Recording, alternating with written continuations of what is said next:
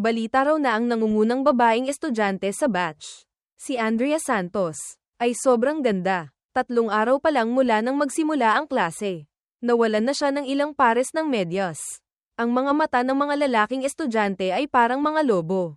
Gustong-gusto siyang lamunin. Ngunit ang campus beauty ay may matinding pagkaok, obsessive-compulsive, sa kalinisan. Ayaw niyang makatabi sa upuan ang lalaki. Sa loob ng isang araw, 3 lalaki na ang napilitan niyang umalis. Talagang bawal na bawal ipahawak ang gamit niya. Sa unang araw ko, itinalaga akong katabi niya. Habang hindi siya nakatingin, sinabihan ako ng bagong kaklase na si Paulo Cruz na may simpatiya. Ayaw niyang makatabi ang lalaki. Nang makita niya ang hindi ko makapaniwalang mukha, idinagdag pa ni Paulo. Lahat ng lalaking naging katabi niya dati ay natakot at humiling na lumipat ng upuan. Samandal ako sa kanang kamay ko sa pisngi. Sobrang naku-curious. Nangangain ba siya ng tao? Napatawa ang mga kaklase sa tabi. Hindi naman. Pero grabe siyang mang-away. Dati, sa isang araw, 3 lalaki ang inaway ni Andrea hanggang sa umalis sila. Simula noon, si Isabel Garcia na lang ang naging katabi niya. Hindi katakatakang palaging malapit ang advisor kay Andrea. Lahat ay nagpakita ng pagkagulat. Naalala ko ang malamig niyang mukha, kung mang-away siya. Siguradong nakakatakot. Kung natatakot ka, pwede kang humiling sa advisor na lumipat ng upuan. May bamulong mula sa sulok. Mabilis na lumipas ang 10 minutong break. Sa unang klase, hindi rin nagtanong ang subject teacher tungkol sa kalagayan niya, tila sanay na sa ganitong pangyayari. Hanggang sa tumunog ang bell para sa ikalawang klase. Bakante pa rin ang upuan ng katabi ko. Napatingin ako saglit, at biglang hindi ko mapigil ang manginig. Isang kaklase ang nagbukas ng aircon. Ang upuan ko ay nasa tapat mismo ng vent, kaya medyo malamig. Ilang beses akong bumahing. Sa sandaling iyon, isang maliit na figure ang nagtulak ng pinto papasok. Sumunod ang tunog ng hinihilang upuan. Bahagyang gumalaw ang 2 mesa. Biglang may liwanag na sumilay, nakita ko ang jacket ng uniforme ni Andrea sa harap ko. Isuot mo. Medyo nanlaki ang mga mata ko. Lumapit siya ng ilang hakbang. Tiningnan ako ng ilang segundo. Si Andrea ang unang umiwas ng tingin. Ang palaging malamig niyang ekspresyon ay nagkaroon ng bahagyang pag-aalangan. Sumangot siya. Ang mga kamay sa hita ay hindi natural na nakakuyom. Nakita kong nilalamig ka. Medyo nahiya ako. May suot na ako eh. Baka sumikip lang dito. Paano kung magkasipon ka? Kaya isinuot ko ang jacket ni Andrea. Dahil nilalamig talaga ako. At hindi pa ako lubusang magaling sa sipon. Ayokong umabsent dahil sa sakit. May isa pa akong dahilan, maganda ang unang impresyon ko kay Andrea. Naisip kong baka isa siyang katabi na mukhang malamig sa labas pero mabait pala sa loob. Pagkatapos kong isuot ang jacket, agad kong naramdaman ang pag-init ng katawan ko. Kaka-zipper ko pa lang. Agad kong naalala ang sinabi ni Paulo. May pagkaok siya. Ayaw niyang pinapahawak ang gamit niya. Kung hindi, magagalit siya. Napayuko ako at tiningnan ang suot kong uniforme. Natigilan. Kumunat ang noo ni Andrea. Naisip kong mas mabuting linawin muna. Teka, OC ka ba sa kalinisan? Tinaasan ako ng kilay ni Andrea. May bahid ng kaunting pagmamataas. Pati tono niya tumaas. Alam mo na pala. Nang makumpirma, napasimangot ako. Pagkatapos ng ilang sandaling katahimikan.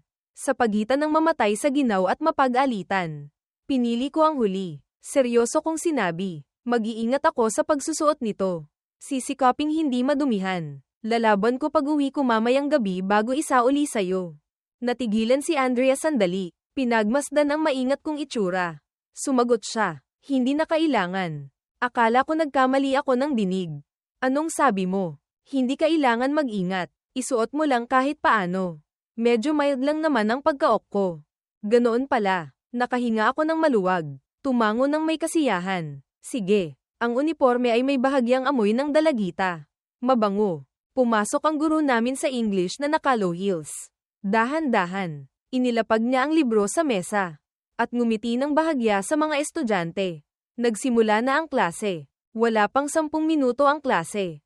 May napansin ako. Hindi talaga nakikinig si Andrea sa lecture. Una, kinuha niya ang libro niya at nag-drawing ng ilang simpleng guhit dito.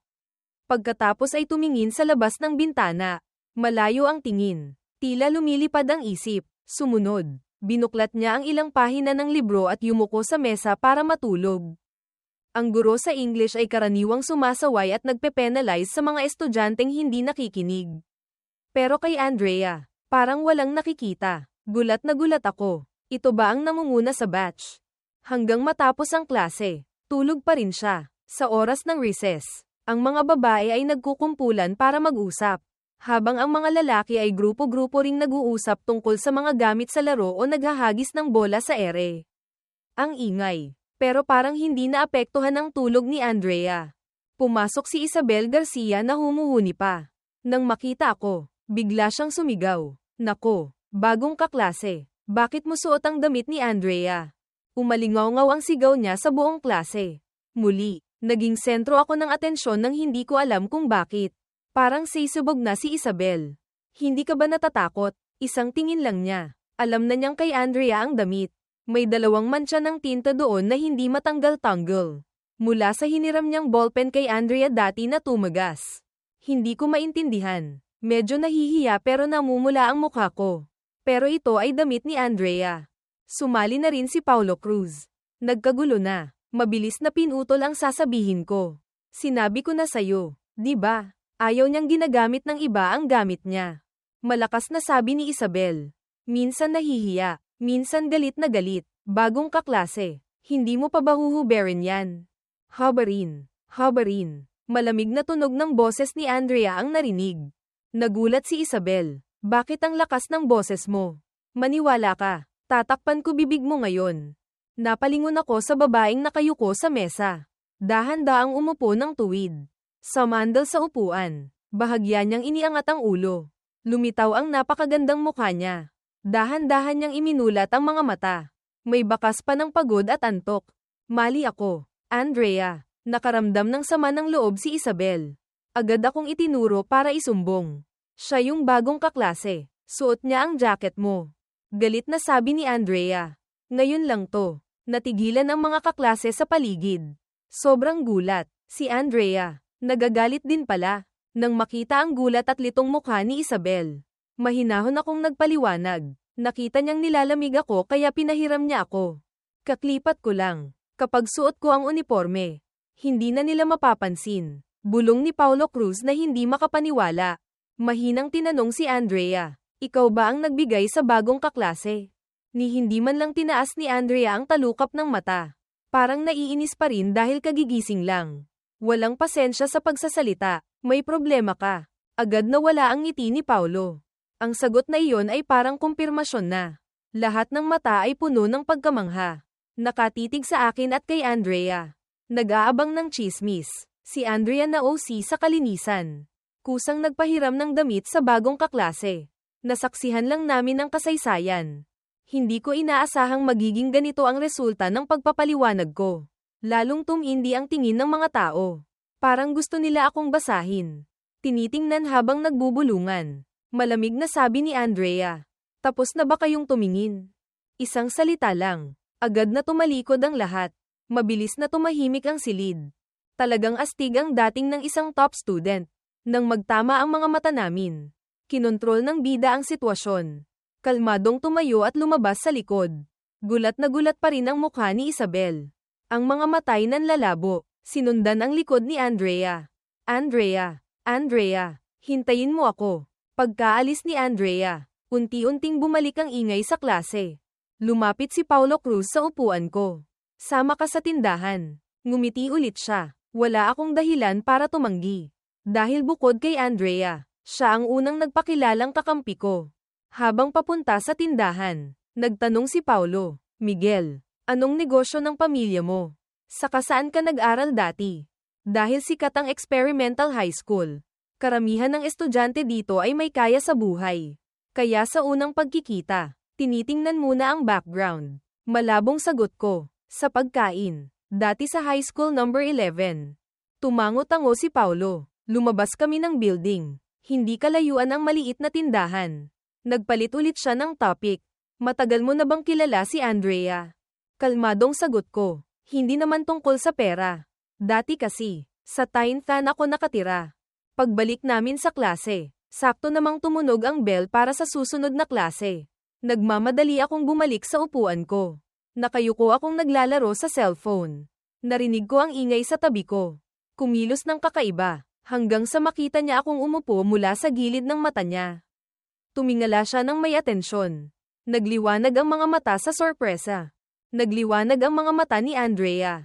Bahagyang ngumiti. Salamat sa tulong mo. Ayaw nilang makatabi ang lalaki. Kaya gusto kong masiguradong okay lang ang lahat. Kaya ko ginawa yun. Lumayo siya ng kaunti. Gayunpaman, gustong-gusto ko talagang umupo sa huling hilera at gamitin ang pagkakataong makatabi ang isang dilag na tulad niya. Malamig akong sinulyapan ni Andrea bago mabilis na yumuko. Nagpatuloy sa paglalaro sa cellphone. Walang anuman. Pagkasabi ko noon, kinuha ko ang English workbook ko. Balak tapusin sa oras ng chemistry class ang assignment sa English. Ang hindi ko napansin ay may isang taong palihim na napapangiti. Hindi man lang napansin na kusa nang nag-off ang screen ng cellphone niya. Hanggang sa pumasok ang guro. Hawak ang chalk. Hindi alam kung ano ang iniisip. Para sa asignaturang hindi ko gusto. Ang 40 minuto sa klase ay parang 4 na oras na walang katapusan. Si Isabel Garcia ay nakatitig sa orasan nang hindi kumukurap. Tahimik na nagbibilang sa isip. Nang bumulong siya ng isa. Sakto namang tumunog ang bell para sa uwian. Masayang sumigaw. Hindi sinasadyang nasabi ang nasa isip. Patay. Agad siyang tinamaan ng chalk ng guro sa kanyang chemistry book. Tumayo ka dyan ngayon din. Sir, mali po ako. Sanay na ang mga kaklase sa ganitong eksena. Wala nang bago. Tahimik lang silang napapangiti. Nakita ng guro sa chemistry ang itsura niyang walang pagsisisi. Napilitan siyang huminga ng malalim ng 2 beses. Sa susunod na klase, tumayo ka habang nakikinig.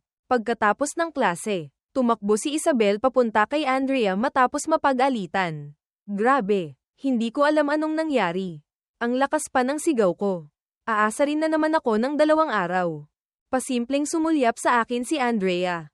Bahagyang kinagat ang mapulang labi. Bahagyang tumaas ang pilik mata. Ayos lang. Bihirang saktan ni Andrea si Isabel. Andrea, hindi mo ba ako mapagbibigyan ng konting kahihiyan sa harap ng bagong kaklase? Natigilan ako sa pagbuklat ng libro. Nakikinig sa usapan nila. Mahinang sabi ni Andrea, mayroon ka ba noon? Nako, pinapahalagahan ko rin naman ang image ko. Halata naman. Bigla na lang lumabas. Pagkatapos ay pabiro niyang sinabi. Sa harap ng bagong kaklase. Ayusin mo lang ang image mo. Mabilis na dumating ang oras ng uwian sa hapon. Lahat ay sabik ng umuwi. Hindi pa man tumutunog ang bell. Nagunahan na ang lahat palabas. Nang makarating sina Isabel at Andrea sa gate ng eskwelahan, napansin niya ang isang tao sa unahan. Oy, si Miguel ba yun? Sa oras ng uwian, iba't ibang mamahaling sasakyan ang sumusundo sa mga anak nila sa gate. Karamihan ay naghihintay lang doon. Kakaunti lang ang naglalakad papunta sa ibang kanto. Doon may sakayan ng bus at pick-up point ng Grab. Karaniwan, sila ang mga anak ng ordinaryong pamilya na nakapasok sa eskwelahan dahil sa galing at libreng tuition. Nang makita akong papunta sa sakayan ng bus, basta na lang nasabi ni Isabel. Ang totoo, sinusundan ko ang GPS para hanapin ang pick-up point ng Grab. Madali lang ang pick-up point pero mahina ang signal ng phone. Pagbukas ko, napansin kong mali ang direksyon ko at kailangan kong bumalik. Napabuntong hininga ako. Akmang tatalikod nang may humarang sa akin. Isang dalagita na may makapal na bangs na halos tumatakip sa kalahati ng mukha niya. Ang uniforme niya ay puno ng mga drawing. Mukha siyang rebeldeng dalagita. Sa sandaling iyon, ang mukha niya ay puno ng hindi magandang intensyon. Bagong solta ka. Automatiko akong umatras ng isang hakbang. Hindi ko alam kung paano haharapin ang mga ganitong tao. Ayokong makipag-away. Ayokong magkagulo sa unang araw ko sa bagong eskwelahan. Kumunat ang noo ko. Nagsimulang kabahan. Hindi ko inaasahang hindi niya ako tatantanan. Hinawakan niya ang braso ko. Hoy, kinakausap kita. Anong arte yan? Marunong ka ba ng GMRC? Sumabat ang 2 kasama niya sa likod. Wala kang respeto kay Ate Chloe namin. Bobo ka ba? Ha ha ha. Malakas kong tinabig ang kamay niya. Ngumisi siya ng mayabang. Guwapo, huwag kang magmadali. Penge contact info. Sabi niya bitawan mo siya. Bitaw, hindi mo ba narinig? Isang malamig na boses ang umalingaw-ngaw. Napalingon ako at nakita si Andrea na seryoso ang mukha. Malamig ang tingin sa grupo ng mga babae. Tumakbo rin papalapit si Isabel. Loser ka ba? Tagapagligtas. Nakakita lang ng gwapo. Ang landi agad lumapit. Lumapit si Andrea kay Chloe. Puno ng galit ang mga mata. Binabalaan kita. Huwag mong guluhin ang mga taga-eskwelahan namin. Wala ka bang kahihiyan? Nainis si Chloe ng mapagsabihan. Itinuro niya si Andrea at sumagot. Saan mo nakita na ginugulo ko siya? Kinausap ko lang siya ng isang beses. Nang marinig yun, kumunat ang noo ko. Akmang magsasalita para pagsabihan sila. Dalawang malakas na sampal ang umalingaw-ngaw. Napasigaw si Chloe. Agad lumapit ang dalawang kasama niya. Ate Chloe, okay ka lang? Napatingin ako. Agad natigilan. Sobrang gulat. Tulala habang nakatingin sa likod ni Andrea. Narinig ko lang siyang malamig na nagsabi. Hindi ka karapat-dapat na kausapin siya. Pagkatapos, marahang hinawakan ng supladang Diyosa ng eskwelahan ang kamay ko. Sumunod si Isabel ng 2 hakbang. Lumingon at nagsabi, narinig mo, huwag mong guluhin ang mga taga-eskwelahan namin. Kinuyam ni Chloe ang kamao. Puno pa rin ng galit na tinitigan ng papalayo naming likod. Pagkalayo ng kaunti, huminto si Andrea. Yumuko ako at taimtim na nagsalita. Napagtanto kong napakabait pala talaga ni Andrea. At malayong-malayo sa sinasabi ng mga kaklase ko. Bahagyang kinabahan si Andrea. Umubo siya ng bahagya. Hindi mo kailangang mahiya sa akin. Lumingon ako na may seryosong mukha. Narinig ko pa siyang nagsabi ng huling pangungusap. Mag-ingat ka. Baka guluhin ka niya ulit mamaya. Nang marinig ko yun, tinaasan ako ng kilay ni Andrea.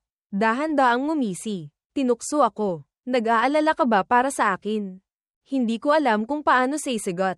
Naramdaman kong ibang-iba talaga ang katabi kong ito. Nang may pagkakataon, tumayo si Andrea para magpaliwanag. Hindi siya mangangahas. Hindi siya basta-basta nang gugulo ng taga-eskwelahan natin. Napaisip ako habang tinitingnan siya. Tila naintindihan ni Andrea ang tanong ko. Gusto mong malaman kung bakit ikaw ang pinuntirya nila. Di ba? Nahulaan niya ang nasa isip ko. Tumango ako. Medyo naku-curious din. Kapag mayaman ang pamilya, hindi niya ginagalaw. Ang mga estudyanteng galing sa ordinaryong pamilya lang ang binubuli niya. Bahagyang ngumisi si Andrea. Akala niya ganoon ka. Paano mo nalaman na hindi? Mahina ang boses ni Andrea. Ikaw mismo ang nagsabi sa akin. Ako ba? Pinag-isipan kong mabuti. Sigurado akong hindi ko pa nasasabi kay Andrea ang tungkol sa kalagayan ng pamilya ko. Bahagyang tumaas ang gilid ng labi ni Andrea. Bulag si Chloe. Hindi ako. Walang estudyanteng galing sa ordinaryong pamilya ang nagsusuot ng ganyang kamahal na sapatos. Napatingin ako. Muntik ko nang makalimutan. Suot ko pala ngayon ang isang pares ng branded na sneakers. Nang tumingala ulit ako, isang pares ng maganda at mahahabang kamay ang nasa harap ko. Hawak ang cellphone niya na nakadisplay ang screen. Katabi. Add mo na ako. Pagkatapos kong i-scan ang code, tahimik kong pinalitan ng pangalan niya sa contacts ko. Andrea. Lumakad siya ng ilang hakbang pauna. Tapos napansin niyang may mali. Parang may kulang. Bigla siyang lumingon kay Isabel. Komplikado ang mukha. Hindi alam kung gaano nakatagal nakatayong mag-isa si Isabel. Bakit ka nakatayo dyan nang walang imik? Parang nagising si Isabel. Sa wakas ay lumapit at malakas na nagsalita. Hindi niya inaasahan na mula nang hawakan ni Andrea ang kamay ko. Natulala na si Isabel at hindi makapagsalita. Magkakilala na sila ni Andrea mula pa noong junior high. Hindi niya pa nakita kailanman ang OC na ito na naging malapit sa kahit sino. Lalo na sa isang lalaki. Siguradong may masamang balak. Nang balikan niya ang mga nangyari ngayong araw, napansin niyang marami pa ring kakaiba. At lahat ng ito ay tila nagsimula sa pagdating ko. Malakas ang loob niyang naghinuha. Andrea, may gusto ka ba sa bagong kaklase? Anong pinagsasabi mo? Kalmadong pinutol siya ni Andrea. Hindi maintindihan ni Isabel kung ano ba talaga ang nangyayari. Ito pa ba ang Andrea na kilala niya?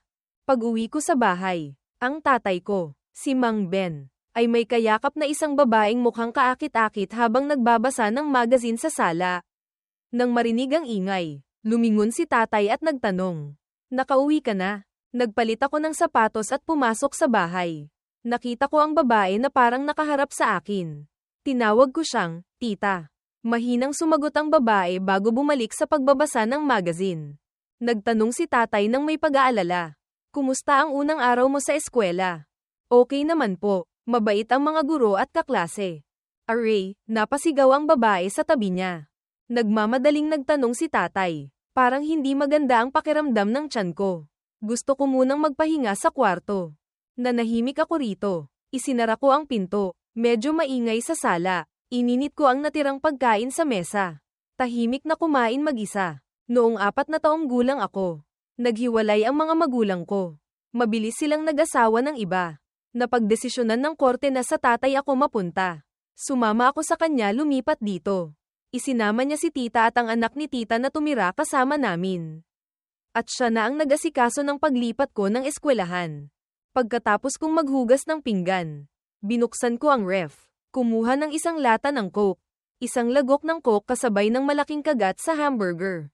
Mabilis na pinawi ng inuming may carbonated ang init sa katawan ko. Nabawasan din ang sama ng loob. Gama ng pakiramdam ko. 10 AM kinabukasan. Lahat ng guro at estudyante ay sumali sa emergency evacuation drill para sa lindol. Nang marinig ang alarma, mabilis na bumaba ang lahat at nagtipon sa school grounds. Pagkatapos ipaalam ng advisor ang balita, nalungkot ang buong klase. Mainit ang panahon. Walang gustong umalis sa malamig na classroom para magbilad sa araw sa school grounds. Pero wala silang pagpipilian. Nang tumunog ang alarma, mabilis na tumayo ang mga estudyante at lumabas. Sumunod ako kay Andrea pababa ng hagdan. Kasabay naming bumaba ang mga estudyante mula sa kabilang section. Nakita kong maraming estudyante mula sa kabilang section ang palihim na tumitingin kay Andrea. Paminsan-minsan ay nagtatawanan. At kung minsan ay sumesenyas sa ibang lalaki. May isang, sa gitna ng kaguluhan, kumuha ng cellphone at palihim siyang kinunan. Si Andrea naman ay napakakalmado. Ganoon pa rin ang malamig at walang pakialam na ekspresyon. Parang wala siyang pakialam. Sanay na siya. Pagkalabas ng building, mabilis na tumakbo ang mga estudyante papunta sa pwesto ng kani-kanilang klase. Sumigaw ang advisor. Mga estudyante, bumaba agad at makinig sa utos. Sunod-sunod na nag-squat ang lahat. Nagsagawa ng duck, cover, and hold. Yumuko si Andrea para mag-squat. Biglang may naramdaman siyang malamig sa bandang ibabang likod niya. Natigilan siya. Agad na hinayla pataas ang likod ng damit niya. Hindi natatakpan ng damit ang baywang niya kaya kita ito. Biglang nahiya si Andrea. Napilitang gamitin ang 2 kamay para hawakan ang damit sa likod. Nakatayo ang advisor sa unahan ng pila ng klase. Malakas na sumigaw. 2 kamay sa ulo. Kapag may lindol, kailangang takpan ng 2 kamay ang ulo para maprotektahan at maiwasan ang mga nahuhulog na bagay. Nang marinig yun, nag-alinlangan si Andrea na bitawan ang isang kamay. Tinakpan ang ulo. Desperadong pumikit ng mariin. Ngayon, kaliwang kamay niya ang nakahawak sa damit. Kanang kamay ang nasa ulo. Ako ang nakaupo sa likod niya. Nang makita ang ginagawa niya, kumunat ang noo ng advisor. Kailangan pa bang sabihan, Andrea, ano yang 2 kamay na yan? Sa ilalim ng masamang tingin ng buong klase. Dahan-daang binitawan ni Andrea ang kamay niya. Agad na tumaas ang damit niya. Lumitaw ang balat sa baywang niya. Hindi siya makalingon. Takot na makita ko at ng ibang kaklase. Kinagat lang niya ang labi. Habang nag-aalinlangan kung lilinggan ba o hindi. Isang anino ang dumaan sa gilid ng mata niya, anino ko. Bahagya akong tumayo. Lumapit kay Andrea. Nagpatong ang anino naming 2. Lumingon si Andrea. Ang bumungad sa kanya ay ang gwapo kong side profile. Bumalik ako sa pag-squat sa tabi niya. Ang maitim kong mga mata ay kalmadong nakatingin sa malayo. Parang ginagawa lang ang isang nakakainip na bagay. Pero sakto namang natakpan ang bahagi niyang nakikita. Hinaranggan ang tingin ng lahat. Inalis ni Andrea ang tingin niya. Biglang bumilis ang tibok ng puso niya. Namula rin ang pisngi niya sa init. Ang susunod na klase ay PE dahil sa init ng panahon. Pinatakbo lang kami ng PE teacher ng isang 800 metro na lap bago kami pinag-free time. Naglakad ako pabalik sa classroom na pagod. Nagka-cellphone habang lumilipad ang isip. Nang biglang marinig kong nag-uusap ang mga kaklase ko. Tara, manood tayo ng laro. Balita ko maglalaro ng volleyball sina Andrea laban sa grade 8. Paki-reserve ako ng upuan ha. Ilang kaklase pa ang narinig ito at agad na na-excite. Sang-ayon lahat. Ang klase natin laban sa kabilang section. Mahigpit na kalaban talaga. Nakaka-curious. Ano? Tara, manood tayo. Volleyball game. Natigilan ako sandali. Maglalaro ang katabi ko ng volleyball. Dapat ba akong manood? Saka marami na ring kaklase ang pumunta. Tamad akong tumingala sa aircon. Sumulyap sa labas ng bintana. Tirik ang araw. Pero hindi pa talaga ako nakakabalik. Hindi pa umiinit ang upuan ko. Nag-aalangan ako kung manonood ba o hindi. Gusto ko sanang bumalik sa pagbabasa ng nobela. Pero wala na ang atensyon ko. Tumayo ako. Marahang itinulak ang pinto ng classroom. Sakto namang nag-vibrate ang cellphone ko. Mensahe mula kay Andrea. Gusto mong pumunta sa gym para manood ng volleyball game. Lalaban kami sa ibang section. Nang makitang walang tao sa hallway, palihim akong sumagot. Nasa classroom ako. Pupunta na ako dyan. Pagkatapos kong sumagot, mabilis akong dumaan sa hallway at bumaba. Nang dumaan ako sa tindahan, huminto ako para mag-message. May kailangan ka bang ipabili? Agad sumagot si Andrea. Hindi na kailangan. Dalhin mo na lang sarili mo. Binilhan na kita ng milk tea. Kaya walang pag-aalinlangan akong tumakbo papunta sa gym. Dahil oras ng klase, iilang section lang ang nanonood sa gym. Pagdating ko, puno na ang unang dalawang hanay ng upuan. Tumingin-tingin ako sa paligid. Iniisip kung gaano karaming tao. Nang biglang makita ko si Isabel sa kabilang banda na kumakaway sa akin. Dito, nakatayo siya sa pinakaunang hanay. Pero dahil baka hindi ko siya makita, tumingkayad pa siya at sumigaw. Muntik ng matamba. Buti na lang may kaklase sa tabi niya na ay nalalayan siya kahit mukhang hindi interesado. Inabutan ako ni Isabel ng isang baso ng milk tea. Heto sayo. Kinuha ko ang milk tea. Nagpasalamat lang. Binuksan ang straw at uminom ng isang lagok. Pinawi ang init sa katawan ko. Nasaan si Andrea? Nagpalit na ng damit. Papunta na sa court. Nagulat akong nagtanong. Hindi ka sasali? Sumali na. Marami sa klase namin ang gustong sumali. Natalo na ang ibang kaklase. Hindi mo ba alam? Dati pa, ang klase namin at ang grade 8 ang laging naglalaban sa volleyball. Ang top 1 at top 2 ng batch. Mula pa last year, laging magkalaban sa volleyball court. Maraming babae sa klase namin ang gustong maglaro. Kaya exciting. Ganoon pala. Ang totoo, gusto ko ring sumali pero sabi ni Andrea, ibigay ko muna ang chance sa iba. Na-curious akong nagtanong. Siya, sasali ba siya? Siguradong sasali. Kung wala siya, hindi magiging exciting. Saka, hindi namin kaya kung wala siya. At saka, hindi pa pumapalpak si Andrea sa volleyball. Habang sinasabi ito, biglang lumingon si Isabel sa akin na may pagtataka. Tapos inutusan niya akong pumunta dito para i-reserve ka ng upuan. Tapos binilhan ka pa ng milk tea. Naglalaro siya ng volleyball tapos nagdala pa ng milk tea para sa'yo. Nakatitig sa akin si Isabel. Habang nakatitig ay nagtanong, malaki ba utang niya sa'yo? Hindi ba parang hindi naman to basta-basta lang? Muntik na akong hindi makasabay sa takbo ng isip ni Isabel. Sumagot ako ng pasungit, may gusto ka bang sabihin? Bahagyang ngumisi si Isabel. Inalis ang tingin sa mukha ko. Bamulong ng mahina, bakit kaya biglang nagbago ang ugali niya? Nagulat ang ibang kaklase na nakarinig. Agad tinakpan ni Isabel ang bibig ng taong iyon. Narinig mo lahat? Kung hindi, papalayasin kita. Uminom ulit ako ng tsaa. Nagtanong, may milk tea ba si Paulo? Sagot ni Isabel. Nalilito ako. Totoo. Tinaas ni Isabel ang ulo ng may pagmamalaki. Sekreto to. Hindi ko pwedeng sabihin sa'yo. Seryoso siyang nagtanong. Hindi na ako nagtanong pa. Nang pangatlong lagok ko na. Nagsimulang magingay sa gym. Tumingala ako. Nakita kong lumabas na sina Andrea at ang grupo niya. Papunta na sila sa court. Lahat ng kasali ay nakapalit na ng uniforme ng klase. Pinangunahan ni Andrea. Dahan-daang lumakad mula sa locker room papasok sa court. Kahit malamig pa rin ang itsura ni Andrea. Nang tumapak siya sa court, agad nagkaroon ng energetic na pakiramdam. Sabay-sabay pumalakpak ang mga estudyante sa gym. Lahat ay nag-cheer para sa mga manlalaro ng klase nila. Agad kong binitiwan ang milk tea at pumalakpak din.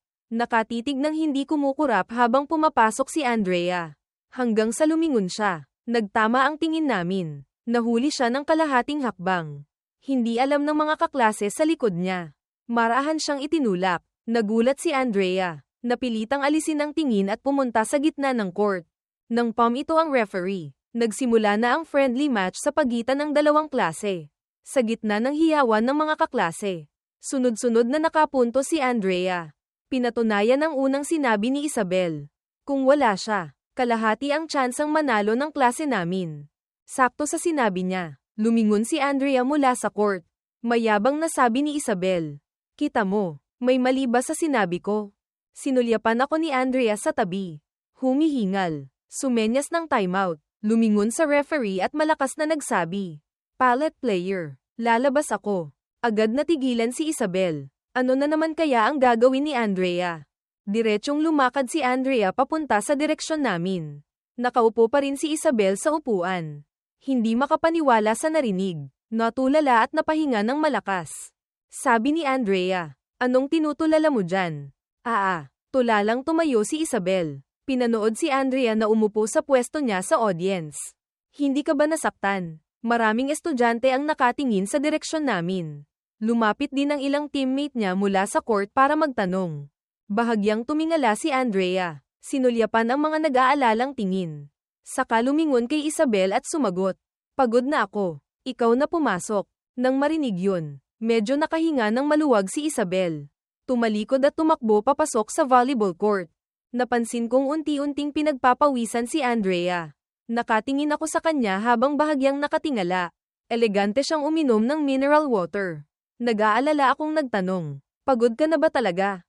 Medyo. Nagpatuloy ang laro sa court. Ang ingay at hiyawan sa gym kasama ng pito ng referee at iba pang tunog ay naghahalo. Napakaingay. Isabel, hindi ka naman ganyan dati. Hindi pa naman nakakaraos dati. Pabirong sabi, ngayon ka lang ba bumalik? O umaarte ka lang ngayon? Agad nanigas ang gilid ng labi ni Andrea. Halos magkagat ang ngipin. Bawat salita ay lumalabas sa bibig niya. Pero sinadya niyang hinaan ang boses. Hindi ko narinig ng malinaw. Kahit ganoon, naramdaman ko ang intensity niya. Pakiramdam ko, may mali akong nasabi. Nanigas akong tumanggi. Nakita kong tumutulo ang pawis mula sa noo niya pababa sa kilay niya. Agad akong kumuha ng isang pakete ng tissue mula sa bulsa ko. Sinamantala ang pagkakataon para magpalit ng topic.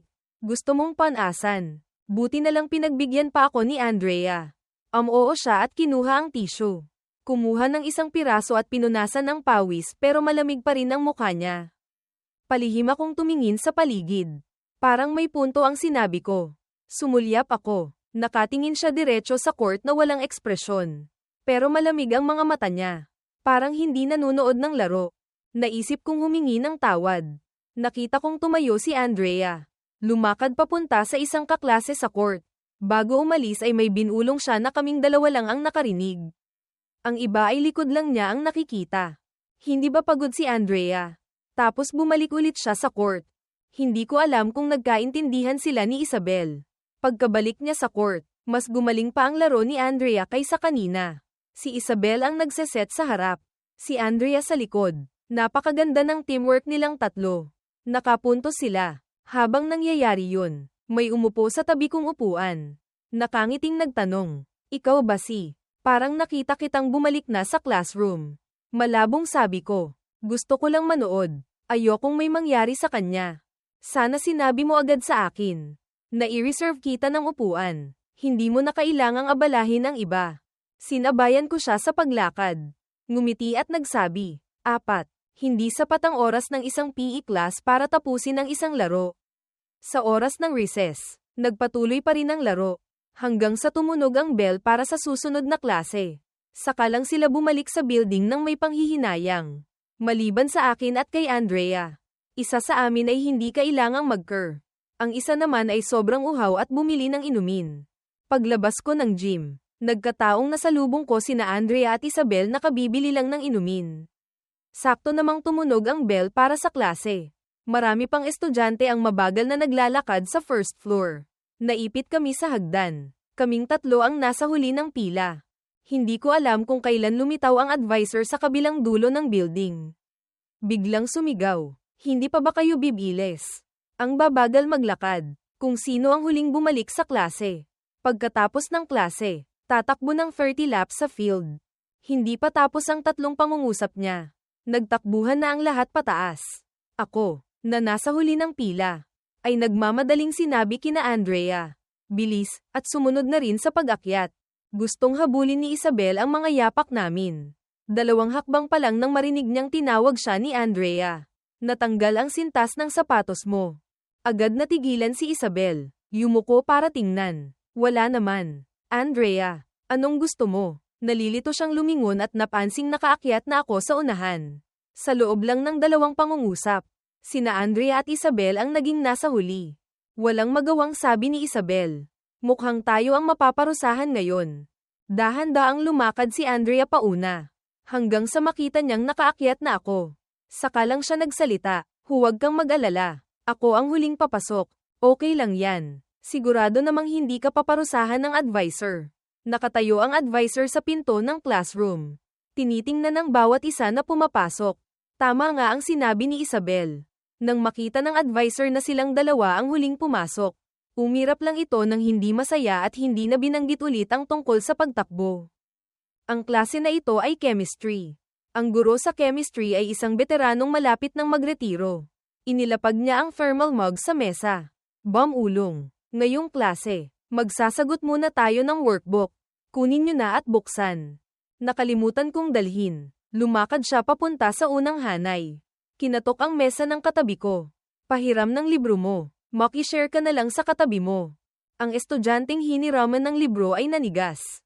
Hindi komportable. Pagkatapos ay narinig nilang mahinang sinabi ng guro. Nasagutan mo na ba? Narinig ang mga pigil na tawa mula sa iba't ibang dako.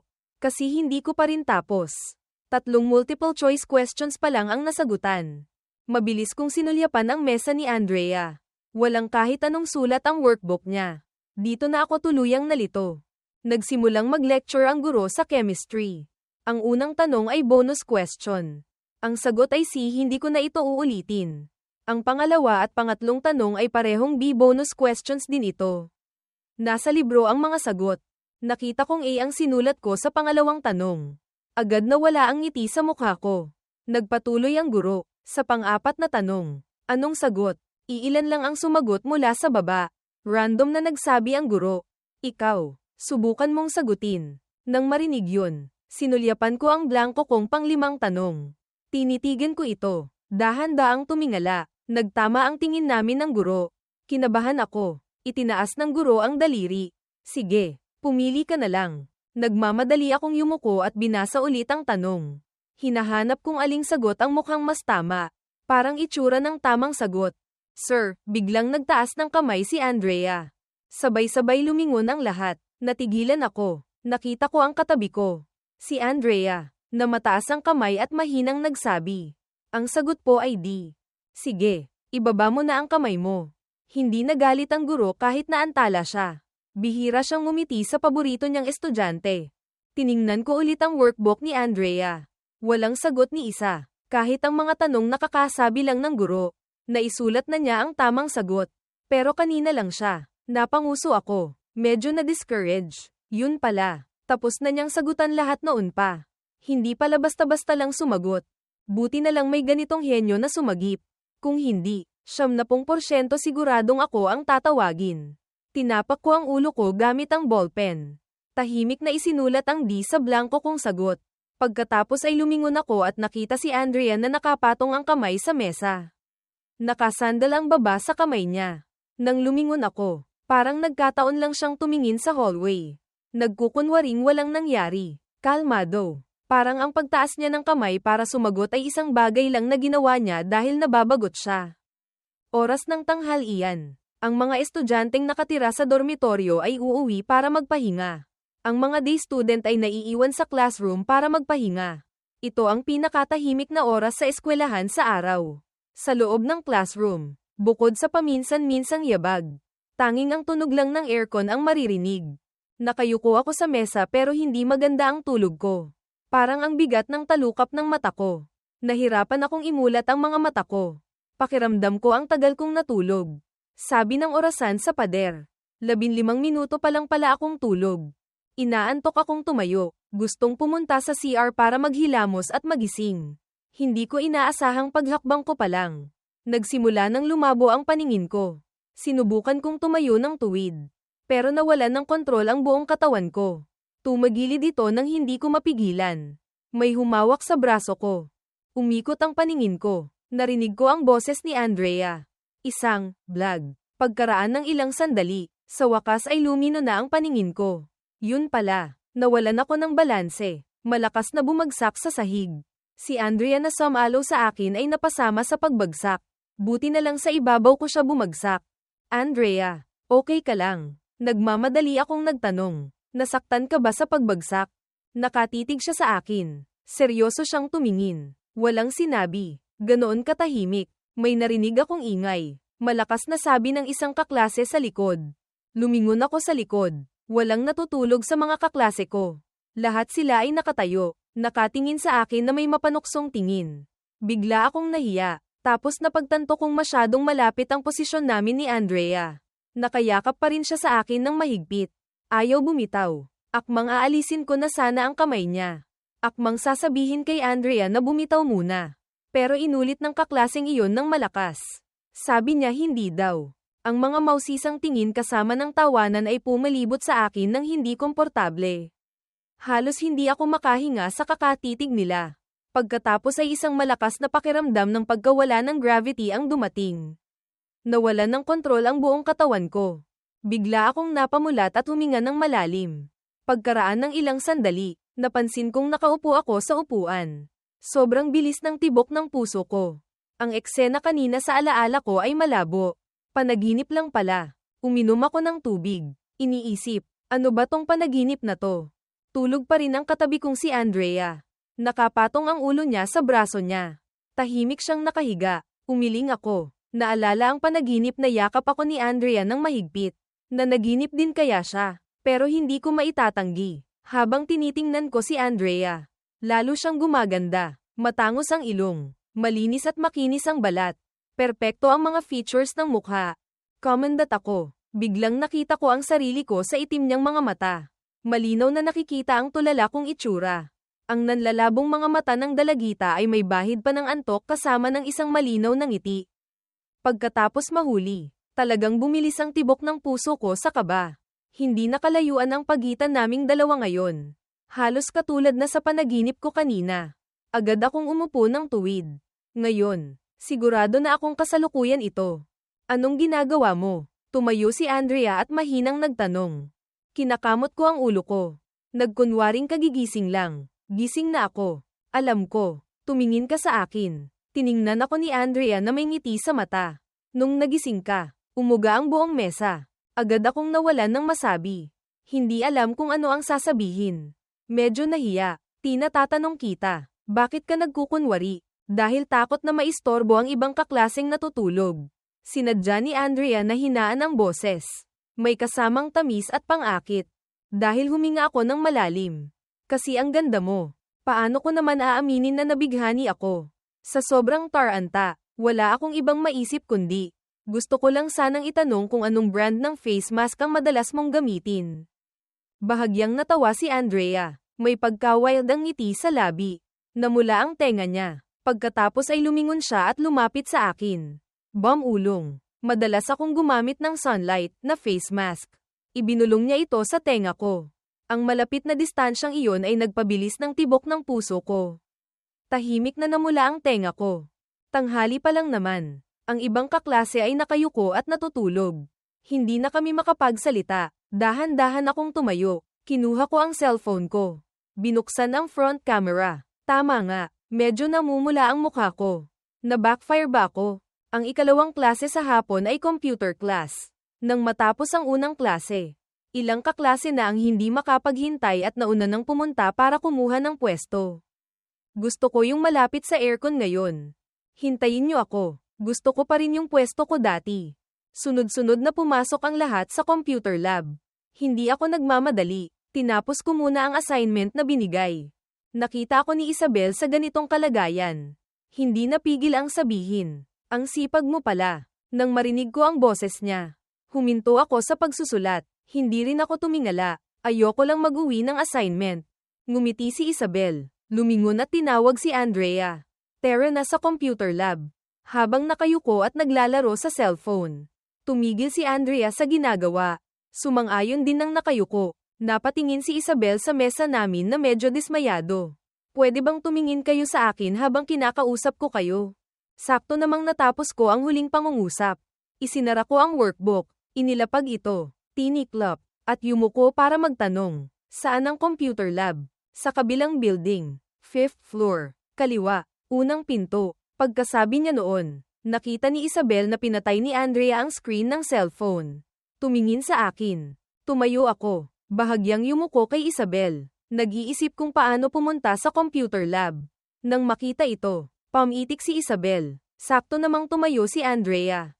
Lumingon at tinawag ako. Ihahatid ka namin. Pagdating namin doon, halos puno na ang computer lab. May natitirang 4 na magkakatabing bakanteng upuan sa huling hilera. Ang ibang bakante ay paisa-isang upuan lang na kalat-kalat. Kailangan ng 4 na upuan. Bakit ito nasa gitna? Bakit 4 na upuan? Bahagyang ngumiti si Isabel. Ipinaliwanag niya sa akin. Kasi ito ang pwesto namin ni Andrea. Nakita kong umupo si Andrea sa tabi ko. Magkadikit kami. Magkatabi kayong dalawa. Ako mag-isa. Kailangan ng 4 na upuan. Takot silang tumabi kay Andrea. Hindi sila makatingin ng diretso. Lumingon siya kay Andrea. May pagsunod sa tingin. Sige na. Mabilis lang to. Tabihan ko na siya. Malapit na magsimula ang klase. Gawin na agad. Pagkapindot ko pa lang sa power button. Hindi ko alam kung kailan lumitaw si Paulo Cruz sa likod ko. Miguel, dito ba? Tumango ako. Tuwang-tuwang ngumiti si Paulo. Lumingon kina Andrea at Isabel. Nagbulungan. Lagi na lang kayong magkatabi. Hindi na ako nag-isip pa at sumagot agad. Kasi magkatabi kami sa upuan. Nanigas si Paulo. Pilit na ngumiti. Ulong. Pero babae siya. Natigilan ako at sumulyap. Tapos bahagyang tumango. Alam ko. Oo naman. Nahahalata ko. Pero sa tingin ko, sa pakikipagkaibigan, pareho lang ang lalaki at babae. Nagulat si Paulo sa hindi inaasahang sagot ko. Hindi na siya nagsalita pa. Tahimik na lang na nag-focus sa klase. Mga 30 minuto lang ang itinagal ng lecture. Ang huling 10 minuto ay free time. Pwedeng maglaro ng maliliit na laro sa computer. Kinuha ni Isabel ang switch niya mula sa bag. Unang inabot ang isang controller kay Andrea. Andrea, nang makita yun, tuluyan akong natigilan. Mayaman, nagdala ka talaga ng game console dito. Hindi, huwag kang magulat. Tinaasan ako ng kilay ni Isabel. Kailangan lang itago ang kamay. Huwag lang makita ng guro. Umupo ako. Yumuko para panoorin silang maglaro ng isang round ng fighting game.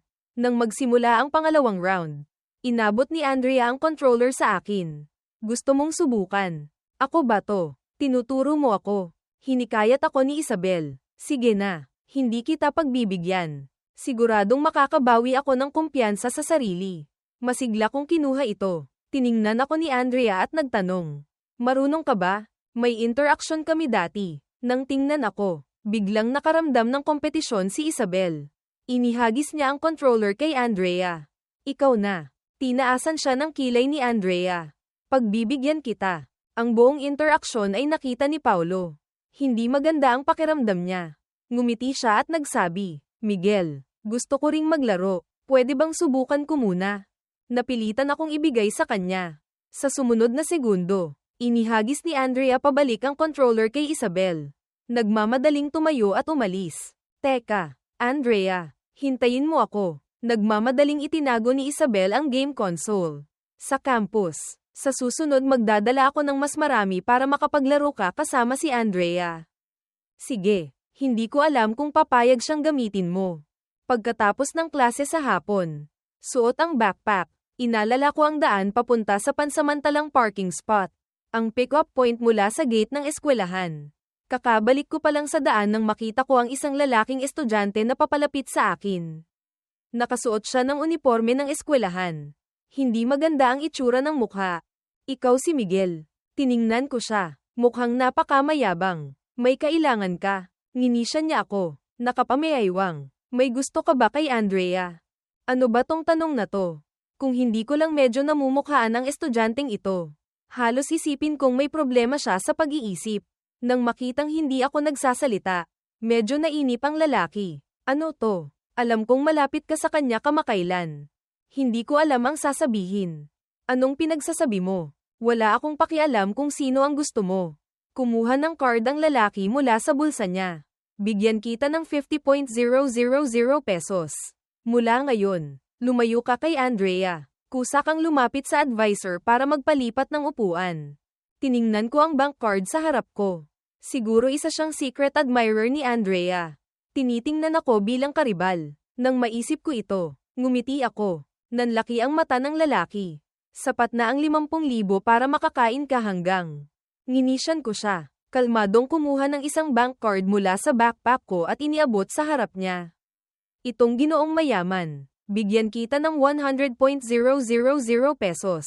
Mula ngayon, lumayo ka kay Andrea. Hindi makapaniwala ang lalaki. Nakatitig sa bank card sa kamay ko. Tapos sa card niya, tulala siya. Ang kamay na may hawak sa sarili niyang bank card ay nanigas sa pagkakahawak. May lumabas na tunog mula sa bibig niya na parang nasaktan. Parang galit na hindi makahinga. Thump. Nagngit-ngit ang lalaki at sinulyapan ako. Pagkatapos ay tumalikod at tumakbo papunta sa mga kaibigan niya. Umalis siya. Nakita ko sa unahan ng isang medyo pamilyar na mukha.